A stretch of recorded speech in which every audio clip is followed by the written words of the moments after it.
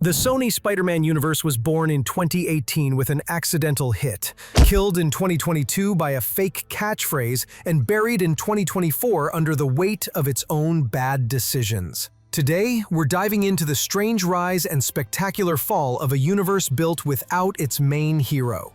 When Sony handed creative control of Spider-Man to Disney, they looked at their toy box of leftover characters and thought, hey, let's build our own universe, just like the MCU, a Spider-Man universe, without Spider-Man. It was a plan so audacious, so risky, so creatively bankrupt, it had absolutely no right to work. Except, for one brief shining moment, it did. The first movie out of the gate was Venom. And let me tell you, everyone expected this to be a disaster. The trailers were grim and self-serious. The idea of a Venom movie without Spider-Man felt like making a Joker movie without Batman. It just seemed wrong. Critics got their knives out, and the reviews were brutal. A 30% on Rotten Tomatoes. They called it a tonal mess, a narrative garbage fire. The SSU was about to be dead on arrival, and then a funny thing happened. People actually saw it, and they discovered something incredible. Venom wasn't the gritty horror movie the trailers promised. It was a bizarre buddy cop comedy, a Jekyll and Hyde story, where Jekyll is a sweaty, neurotic Tom Hardy, and Hyde is a parasitic alien who loves chocolate and calls people turds. The movie's secret weapon was the relationship between Eddie Brock and the symbiote. They bickered like a divorced couple forced to share an apartment. They flirted. They fought over what to eat for dinner. It was, against all odds, a rom-com. Audiences didn't just like it, they loved it. It was messy, it was stupid, but my God, it was fun. It made an insane $856 million. Sony had stumbled backwards into a billion-dollar franchise. They didn't understand why it worked, but it worked. And like anyone who accidentally struck gold, they immediately decided they were brilliant prospectors. They thought they had found the formula. Then, in 2019, disaster nearly struck. Behind the scenes, Sony and Disney's Marvel Studios had a spectacular public fallout over the Spider-Man deal. The short version?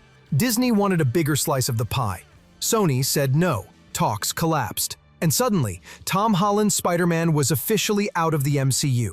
Fans went ballistic. For a few tense weeks, the public narrative was that Sony had stolen Spider-Man from the MCU. A new deal was eventually struck, but the damage was done. The entire world had just been reminded that Sony's cinematic universe didn't actually have Spider-Man at its center, and that Marvel could walk away at any time. Inside Sony, the scare lit a fire. They couldn't afford to let the SSU develop slowly. They had to prove, quickly, that it could stand on its own without Spider-Man. And that urgency would shape every creative decision they made going forward. For better, and mostly for worse. Their first real test would come in 2021. Riding the high of the first film, Sony doubled down on the chaotic bromance between Eddie and the symbiote. It was sillier, faster, and bloodier, leaning hard into the odd couple energy that had made the first film a surprise hit. Critics were split, audiences were mostly entertained, and it pulled in around $500 million worldwide despite pandemic-era restrictions. But while it was a financial win, it wasn't the same phenomenon as the first film. The novelty had worn off. This was still Venom, but you could feel the SSU already struggling to prove it had more to offer than one weird, chocolate-loving alien. And unfortunately, the next film would answer that question in the worst possible way. If Venom was accidentally fun, Morbius was intentionally nothing. It was a movie that felt like it was made by an algorithm in 2005. It was gray, generic, and so mind-numbingly boring that its only memorable quality was how unmemorable it was. It came out, it flopped, and it should have just faded away. But this is the Sony Spider-Man universe. Nothing is ever that simple. The internet, in its infinite chaos, decided to have some fun. People started ironically pretending Morbius was the greatest film ever made. They posted glowing fake reviews. They shared clips with heartfelt, serious captions. And then, someone tweeted a fake catchphrase, "It's Morbin time." A dumb, beautiful play on "It's Morphin Time" from Power Rangers. And it exploded. The meme went supernova. Morbius sweep, the film of all time. For a glorious few weeks, the internet was united in its shared delusion that Morbius was a cultural touchstone. It was, very clearly, a joke, A massive global inside joke. Sony didn't get the joke. They saw the hashtags, they saw the engagement, and in a move that will be studied in business schools for decades as a perfect example of how to not understand the internet, they mistook the world's mockery for genuine fan demand. They decided to re-release Morbius in over 1,000 theaters. It was a legendary, catastrophic blunder. It's like seeing your house is on fire and deciding the solution is to spray it with gasoline. The re-release made a pathetic $300,000. That's an average of less than $300 per theater. More people were probably in those theaters to get out of the heat than to actually see the movie. It bombed. Then it became a meme for bombing. So they re-released it, and it bombed again, cementing its place in the Hall of Fame of cinematic failures. This was the moment the SSU went from being a struggling franchise to a global punchline. The dream wasn't just dead, its corpse was now being paraded through the town square for everyone to laugh at. So how did it get this bad? How did they misread the room so completely? The Morbius disaster wasn't a fluke, it was a symptom of a much deeper disease that had infected the entire SSU. Every single movie in this universe was creatively handcuffed by the fact that Spider-Man couldn't show up. They had to do these weird narrative gymnastics to avoid even saying his name. It left a black hole at the center of their storytelling. These were characters whose entire existence was defined by their relationship to Spider-Man, and they're forced to exist in a world where he was just a vague, off-screen concept. This brings us to maybe the single most baffling scene in the entire franchise, the Morbius post-credits scene. So, in the MCU's Spider-Man No Way Home, a spell sends all the multiversal visitors back to their own universes. For some reason, this spell also plucks Michael Keaton's Vulture, a homegrown MCU villain, out of the MCU and drops him into the SSU. Why? The movie never explains. He just appears in an empty jail cell and is inexplicably released because he hasn't committed any crimes in this universe. It got worse. He then somehow finds Morbius, despite having no knowledge of this world, and suggests they team up to do some good. It made absolutely zero sense. It was not storytelling. It was a panicked executive's checklist scribbled on a napkin, a desperate, clumsy attempt to force a Sinister Six crossover that hadn't been earned, and it left the audience confused and angry. This was the moment the SSU went from being a struggling franchise to a global punchline. The ship was taking on water fast. Then came Madam Web. Are you serious? Oh, Madam Web. If Morbius was a quiet failure, Madam Web was a thermonuclear bomb of incompetence. A superhero movie with no stakes, no action, and no superheroing. It was a movie so inert, so lifeless, that its most memorable line is a piece of clunky exposition that became an instant meme. You know the one. He was in the Amazon with my mom when she was researching spiders right before she died.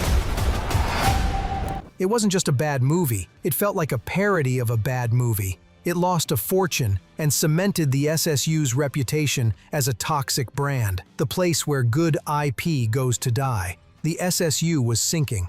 All hope rested on two final desperate gambles, their last hero and their most feared hunter. First up, in October 2024, came the farewell to their one and only champion, Venom: The Last Dance.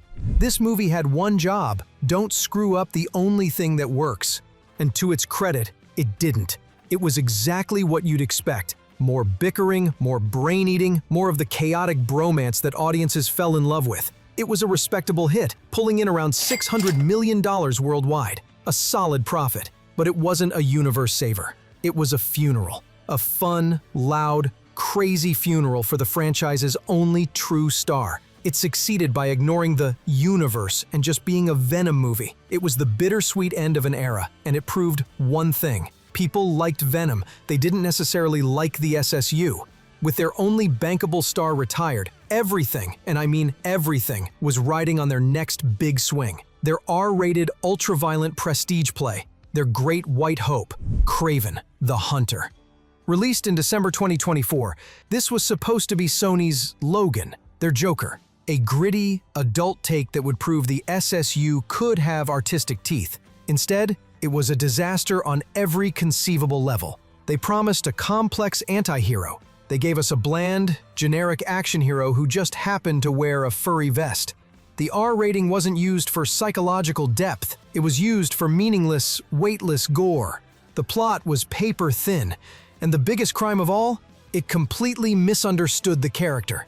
Kraven the Hunter's entire motivation in the comics came from his obsession with hunting the ultimate prey, Spider-Man.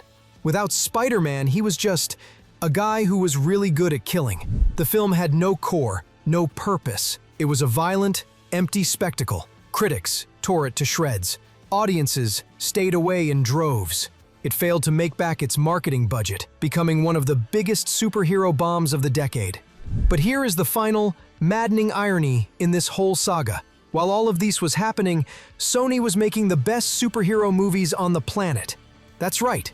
While the live-action Sony Spider-Man Universe was crashing and burning, Sony Animation was quietly releasing masterpieces. The Spider-Verse films are vibrant, innovative, emotionally resonant, and critically adored. They won an Oscar. They're everything the SSU is not. Bold, creative, and made with a clear, passionate vision. The animated films are protected by the creative genius of Phil Lord and Chris Miller. The live-action universe, meanwhile, seems to be run by committee, chasing trends and fundamentally misunderstanding what audiences want from these stories. One created art, the other created content.